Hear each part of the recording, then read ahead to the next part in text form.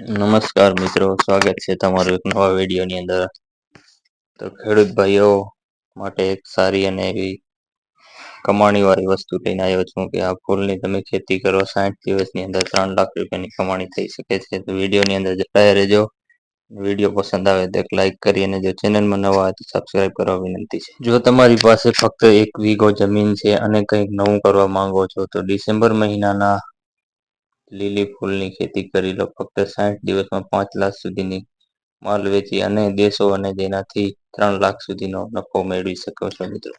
આજના સમયમાં ખેડૂતો ઓછા ખર્ચ, વધુ નફો અને તેવી ખેતી કરવા માંગે છે.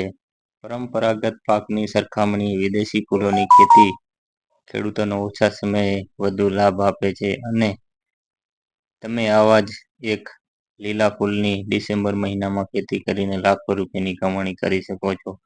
ઓછો સમય, ઓછી મહેનત અને માર્કેટમાં વધુ ડિમાન્ડ. આ 3 કારણોથી ભારતમાં લીલીની ડિમાન્ડ વધુ છે. લીલી ખેતીની કેમ કરવી? લીલી ખેતી એક વિદેશી ફૂલ છે જેની ડિમાન્ડ લગ્ન પાર્ટી, હોટેલ ડેકોરેશન અને બુકે ઇન્ડસ્ટ્રીમાં રહે છે. ખાસ કરીને ડિસેમ્બરથી માર્ચ મહિના દરમિયાન લીલીની માંગ અને ઘણી વધી જાય છે, જેની શેલ્ફ લાઈફ સારી હોય છે અને તે લાંબા સમય સુધી ફ્રેશ રહે છે, જેના કારણે વેપારીઓ અને ગ્રાહકો તેને પસંદ કરે છે. ડિસેમ્બર મહિનામાં કેમ ફાયદાકારક છે ખેતી? ડિસેમ્બર મહિનો લીલી ખેતી માટે સૌથી બેસ્ટ માનવામાં આવે છે. આ સમયે તાપમાન 10 ડિગ્રી સેલ્સિયસથી 20 ડિગ્રી સુધી સેલ્સિયસ વચ્ચે રહે છે, જે અનુકરણ અને ફૂલ આપવા માટે બેસ્ટ. ઠંડા વાતાવરણમાં છોડ વ્યવસ્થિત રહે છે અને ફૂલનો આકાર મોટો રહે છે. જાન્યુઆરીના અંત કે ફેબ્રુઆરીમાં ફૂલો તૈયાર થઈ જાય છે અને તે દરમિયાન માર્કેટમાં ફૂલોની ડિમાન્ડ પણ વધુ હોય છે. આ રીતે કરો લીલી ખેતી.